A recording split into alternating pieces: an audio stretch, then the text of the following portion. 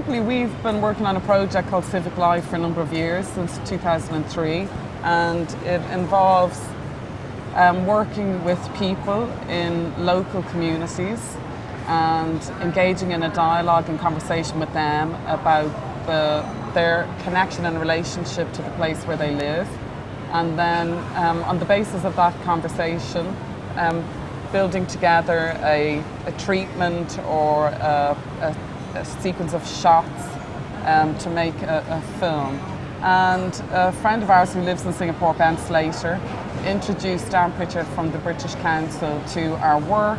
And at the time, Dan was involved in a project called Creative Cities, and he felt that there was a very interesting connection between the work that we were doing on CIVIC LIFE and the work that he was undertaking in Creative Cities.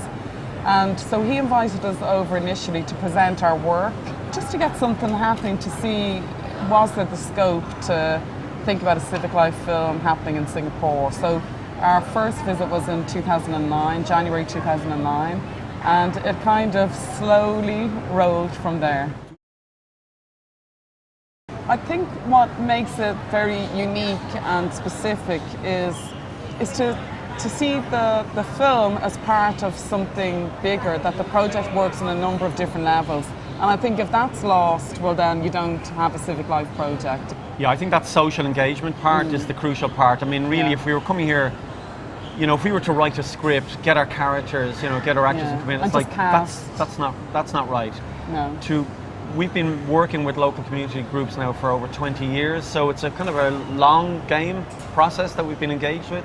So it's taken a long time to arrive at this kind of process, and a lot of failures along the way. You know, like we've made some terrible films along the way, but often in art, you have to show your errors and your mistakes, and sometimes that actually has some really strong, valid points to it. But something like this has to have a solid philosophical base to it, and I think that maybe that's why it's kind of special.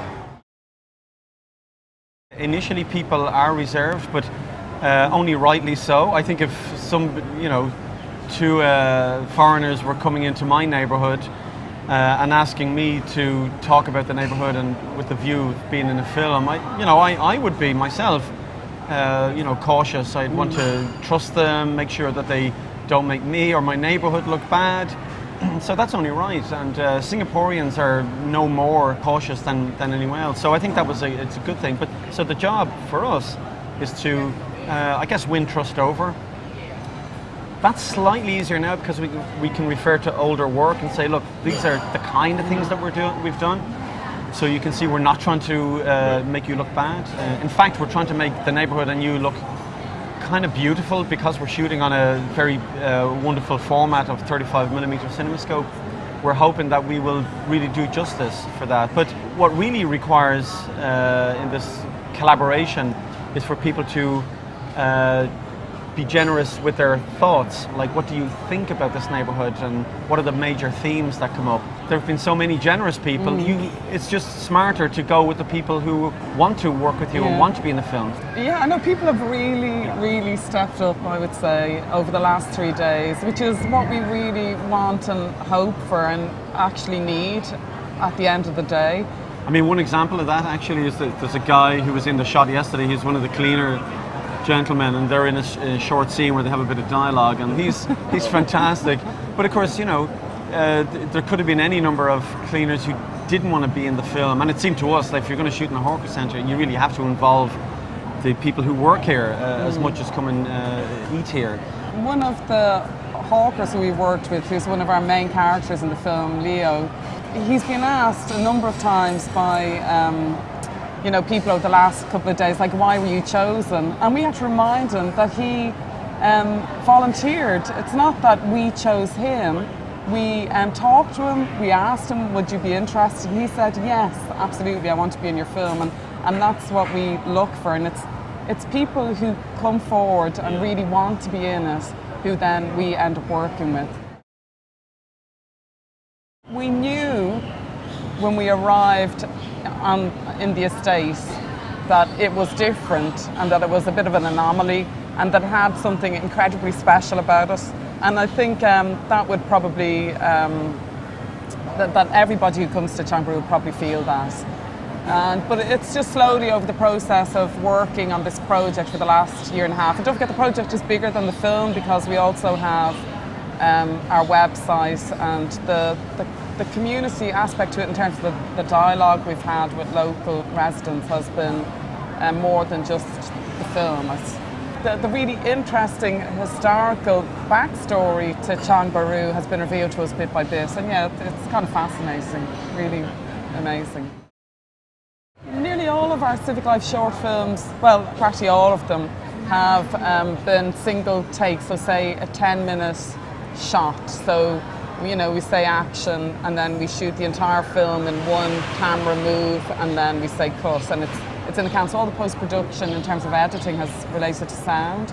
But over the last 3 days we've shot over 60 scenes, so it's the first time we've worked a Civic Life project in this way, where the editing process is now going to be a really, really important part beyond just editing sound. That was a new challenge for us in this model of working, trying to think about the edit and the cut as well. So that's another creative journey altogether. And I think we've got lots of options here, you know. I hope we can use absolutely everything that we have shot. It may well be that we can't for different reasons, but we've yet to embark on that particular process.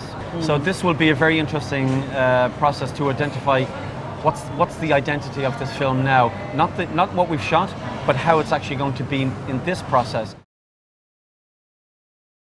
As part of this whole Civic Life .sg website, there is this film competition, and the brief behind that is to ask people, not just filmmakers, but anybody with a camera or a mobile phone, but just to engage with a place, a strong attachment to a particular location, and to look at that place and think about its potential to make a short film, 90-second film.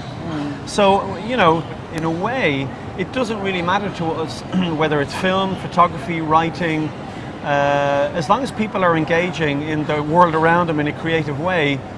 I think that's really the most important thing that you can do, because you feel very much alive then. I think it's going to happen very fast. We'll have to move very quickly because, you know, our premiere, the preview screening, is going to happen on the 4th of October here in Tiong Bahru, and then the official premiere happens on the 5th. So we'll have to work really fast and really quickly.